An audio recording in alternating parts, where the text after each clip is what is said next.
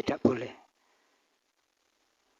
Mempergunakan agama sebagai alat politik dengan sentimen-sentimen tertentu, mengintimidasi, bahkan juga pemaksaan kepada orang lain.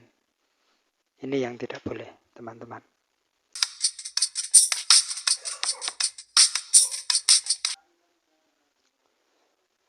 Oke, assalamualaikum warahmatullahi wabarakatuh. Selamat berjumpa kembali dengan Ujaha Channel. Untuk sahabat-sahabatku, bagaimana kabarnya hari ini? Semoga hari ini sahabat-sahabat Ujaha Channel selalu diberikan kesehatan dan juga rezeki yang barokah. Amin amin ya rabbal alamin. Tiba-tiba saja Menteri Agama Gus Yakut menyerukan kepada jamaah Tijaniyah bahwa jangan sampai memilih calon presiden yang pernah ada rekam jejak, pernah memecah belah umat dan menggunakan agama sebagai alat politik. Nah, kalau Menteri Agama Gus Yakut sudah bilang seperti itu, pasti dari 3 bakal calon presiden di 2024 ini memang ada sepertinya yang seperti apa yang beliau sampaikan. Tetapi siapa? Pertanyaannya kan seperti itu. Tapi barangkali teman-teman sahabat Ujaha Channel sudah mengetahui jawabannya. Sebenarnya saya juga sudah tahu siapa yang dimaksud oleh Gus Yakut. Ya. Untuk lebih jelasnya, mari kita lihat dulu bagaimana statement beliau Gus Yakut di acara tanggal 3 September kemarin bersama jamaah Thariqah Tijaniyah di Pondok Pesantren Zawiyah, Garut, Jawa Barat. Ayo kita lihat dulu.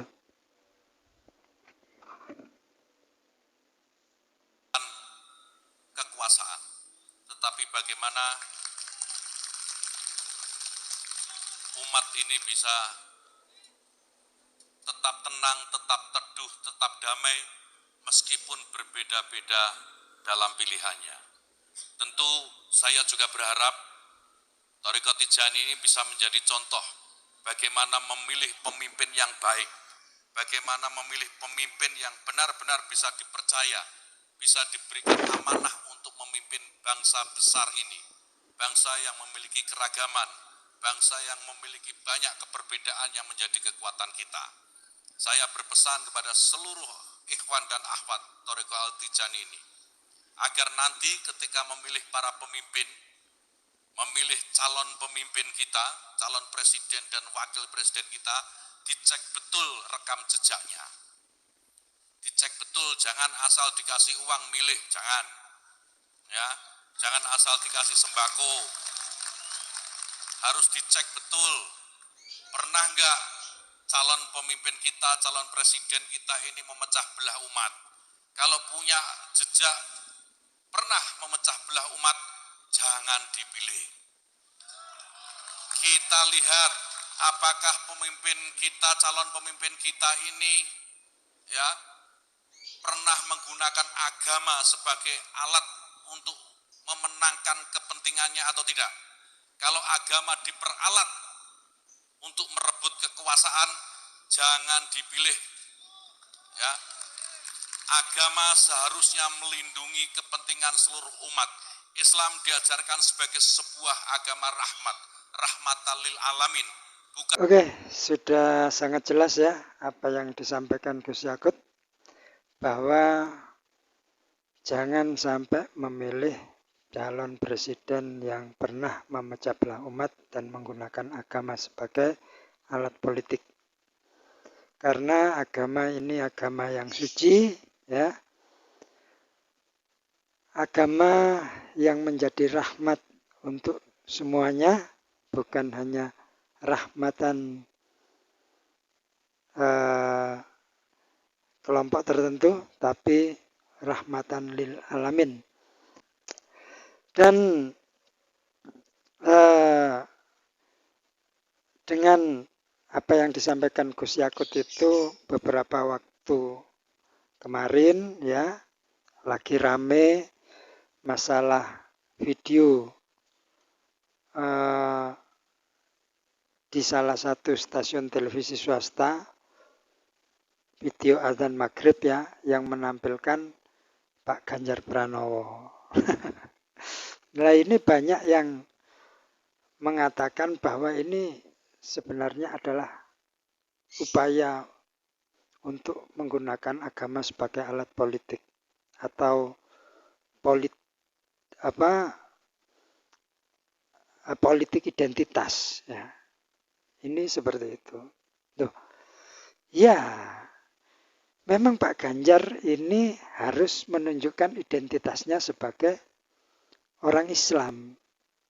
Menunjukkan identitasnya bahwa beliau juga rajin beribadah, rajin sholat. Seperti itu. Karena yang beliau hadapi kan Imam Mahdi, ya. Nanti di Pilpres 2024 yang dihadapi Pak Ganjar dan Pak Prabowo ini Imam Mahdi, ya. Makanya itu musuh Imam Mahdi adalah Dajjal, ya kan? Untuk itu Pak Ganjar Pranowo tidak mau beliau itu disebut Dajjal, makanya menunjukkan identitasnya, eksistensinya sebagai seorang Muslim yang taat. Bukan politik identitas itu, bro. Tinggal Pak Prabowo yang belum menunjukkan identitasnya sebagai seorang Muslim ya. Seperti yang dilakukan Pak Ganjar ini. Kalau belum menunjukkan identitas sebagai seorang Muslim, nanti betul-betul dikira Dajjal oleh lawan politiknya yang mengusung Imam Mahdi. Ya, ini memang sesuatu yang sangat sebagai hiburan saja ya teman-teman ya. Ada salah seorang yang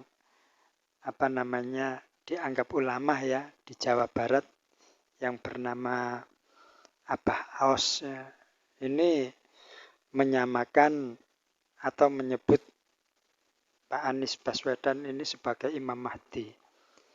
Dan yang melawan Imam Mahdi tidak lain adalah Dajjal, musuh Imam Mahdi itu. Makanya itu wajar kalau Pak Ganjar menggunakan media azan maghrib ya, menunjukkan identitasnya bahwa beliau bukan Dajjal, tetapi sesama Islam gitu. Inilah. Jadi teman-teman saya harap sudah memahami ya apa yang disampaikan oleh Gus Yakut tadi. Siapa-siapa bakal calon presiden ini yang memiliki rekam jejak, yang pernah memecah belah umat dan menggunakan agama sebagai alat politik. Tuh. Intinya sih bahwa identitas itu memang perlu ya. Jadi bedanya sangat tipis memang antara identitas politik dan politik identitas. Apa yang disampaikan Pak Mahfud MD bahwa identitas politik, bahwasanya saya ini orang Islam, maka saya akan memilih calon presiden yang beragama Islam. Karena saya ini orang Jawa, maka saya akan memilih calon presiden yang bersuku Jawa. Ini sudah naluri, sudah. Dikatakan politik identitas, menurut saya, jika ada pemaksaan atau intimidasi yang mengatasnamakan identitas tersebut. Jadi seperti contohnya yang sudah pernah ada seperti Pilkada 2017 saat Pak Anies Baswedan bersama dengan Basuki Cahayapurnama atau Ahok, ya, lawannya di Jakarta pada saat itu ada terpampang spanduk-spanduk yang bertuliskan dilarang mensolatkan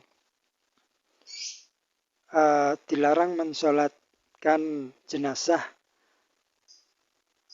bagi pemilih atau pendukung orang kafir. Intinya seperti itu. Spanduknya seperti itu ya. Jadi hanya gara-gara politik, gara-gara beda pilihan, maka seorang Muslim yang sebenarnya wajib mengurus daripada jenazah setiap saudara Muslimnya, ya, menjadi sesuatu yang harus ditinggalkan, ya, hanya karena beda pilihan politik. Nah, ini yang sebenarnya yang tidak boleh. Mempergunakan agama sebagai alat politik dengan sentimen-sentimen tertentu, mengintimidasi, bahkan juga pemaksaan kepada orang lain. Ini yang tidak boleh, teman-teman. Ya. Oke, sahabat Uja Channel, tetap dukung saya. Jangan lupa like dan subscribe-nya bagi pengunjung baru. Bagi pengunjung lama ya cukup like saja. Terima kasih atas semua partisipasinya dan jangan lupa selalu menonton video-video Uja Channel. Sekali lagi saya ucapkan terima kasih dan Assalamualaikum warahmatullahi wabarakatuh.